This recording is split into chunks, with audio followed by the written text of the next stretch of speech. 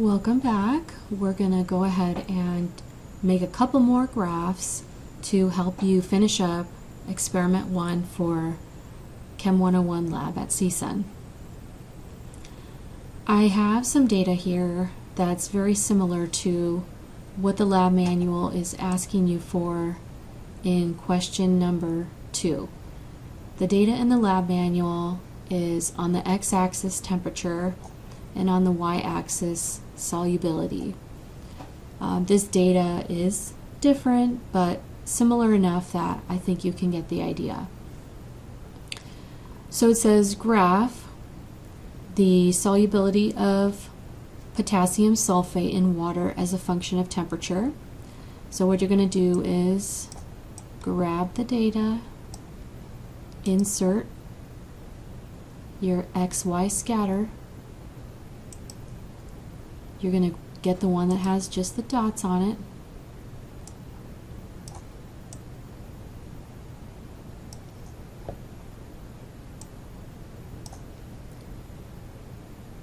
You're going to add the axes, labels, and the trend line. You're going to give it a nice title.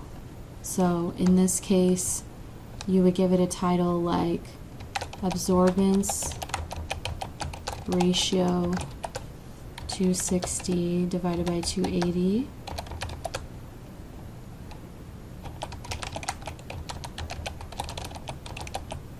As a function of concentration. And in this case,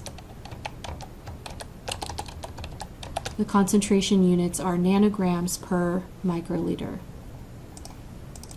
So I'm going to make that my x-axis title.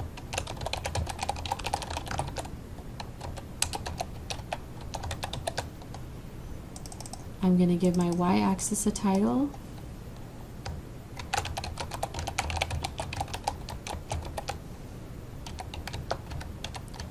Absorbance is one of those unusual things in chemistry that does not have a unit.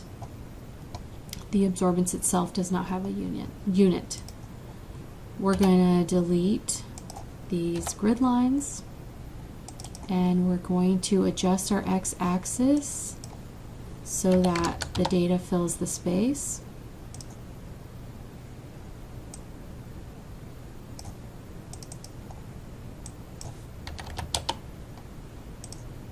That looks nice.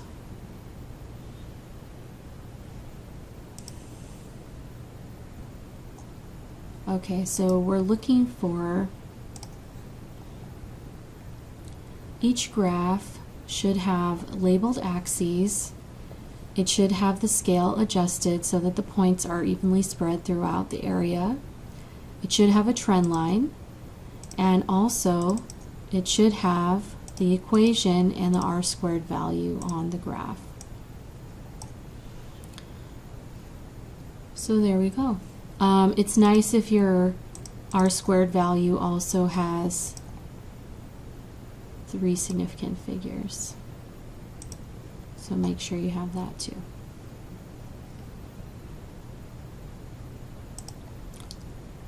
Okay, now it says use the graph to determine a mathematical equation for the solubility as a function of temperature. And I think what they mean by that is please change the y to an S. Please change the x to a t. Because in the data that you have in the lab manual, you have temperature on the x-axis and you have solubility on the y-axis. In my example that I'm showing you here, the concentration is on the x-axis, so I put a C instead of the x. And the absorbance is on the y-axis, so I put an A instead of a Y. So now I've answered question 2B to determine this mathematical relationship between the two variables. So now what I want to do is go on to question 3. Question 3 in your lab manual is saying that the concentration of a dissolved solute is proportional to the absorbance or transmittance. Okay, so you don't really need to worry about what absorbance and transmittance mean at this point, but suffice it to say that if you have a lamp and it's shining at a colorless solution, 100% of the light is going to go through.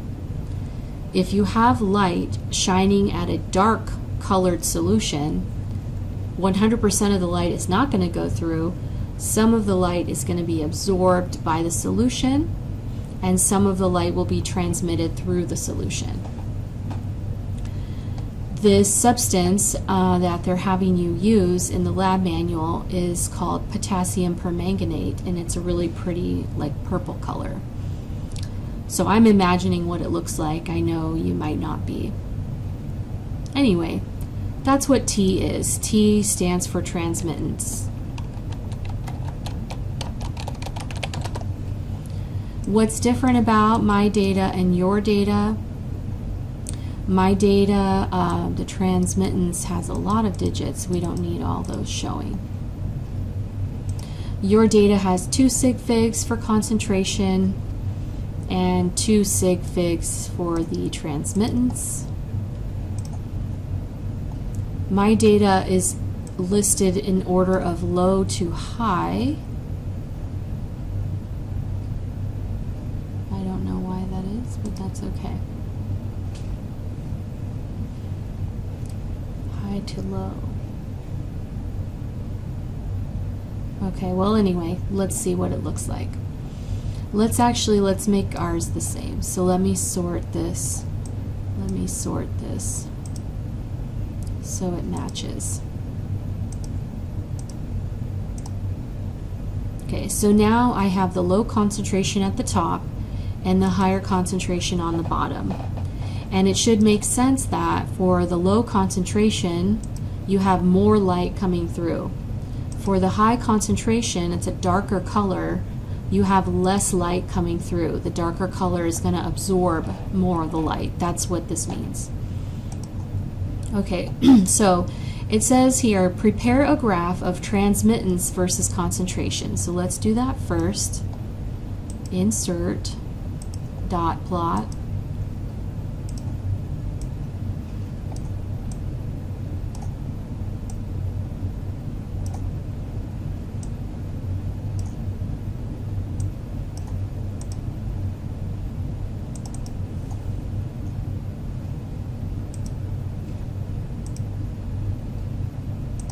I'm just going to change the axis to a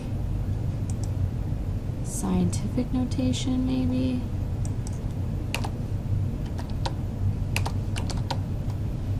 Just so that the numbers display a little bit better. I'm going to also change the range so that the data fills the space. So I'm going to start from 2 times 10 to the negative 5. Yeah, that looks a little better. And then maybe for my y-axis, I'll go from 0.15 up to 0.4. Now the data is filling the space a little bit better. Let me remove the grid lines and make a title. Let me add my x and y axes. So the x-axis in this case is concentration in molarity, and the y-axis is transmittance.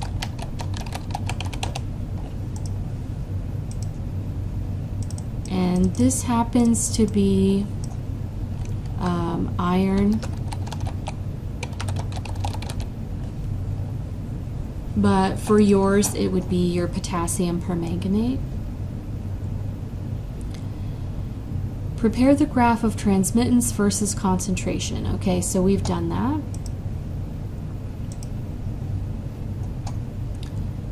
And remembering that every graph should have labeled axes, proper scales, proper trend line, so we better add a trend line. And the trend line needs to show the equation and the r-squared value. So let's make sure that we have that on every single graph. Okay, next we're going to go ahead and follow the instructions, which say to graph the logarithm of transmittance versus concentration. In Excel, we can use the function log and then refer to the cell that has the T, transmittance, hit enter, and it's going to calculate that value for us. So we need to make a graph.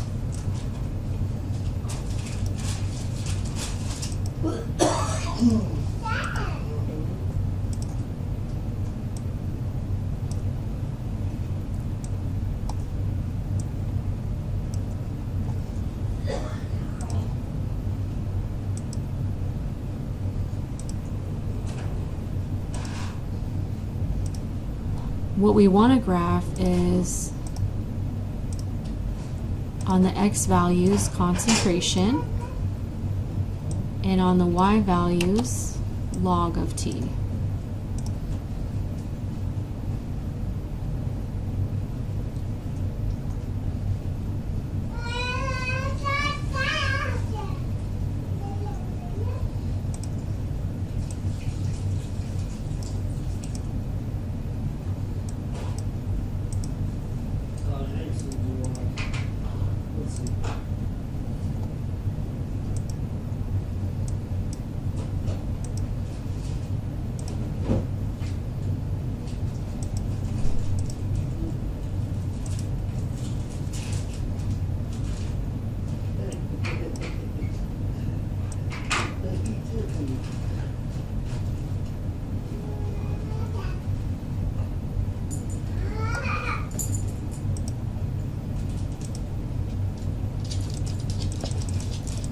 So now we have on the x-axis concentration,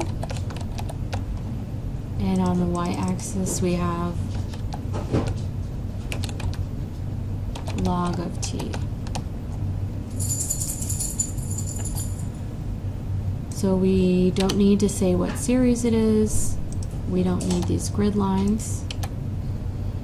And if you want to modify where the x-axis crosses, you can do that.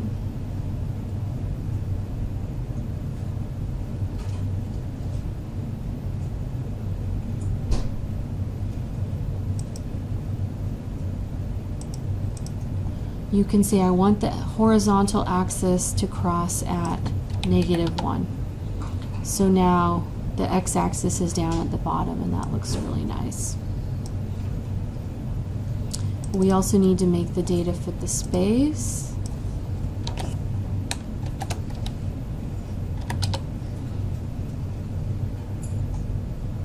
Maybe display the numbers in scientific notation.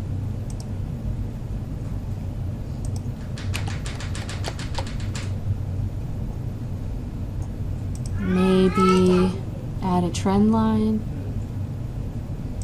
So our log of t values range from -0.4 up to -0.77. So let's make the minimum -0.8, and let's make the maximum -0.4.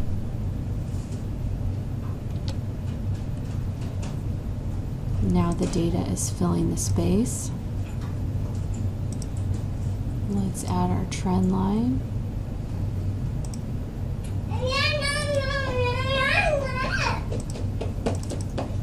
And let's show the equation. Every graph needs to have labeled axes, which we have, proper scales, not bunched up, proper trend line, and the equation in R squared value. It's nice if we also have a title for this.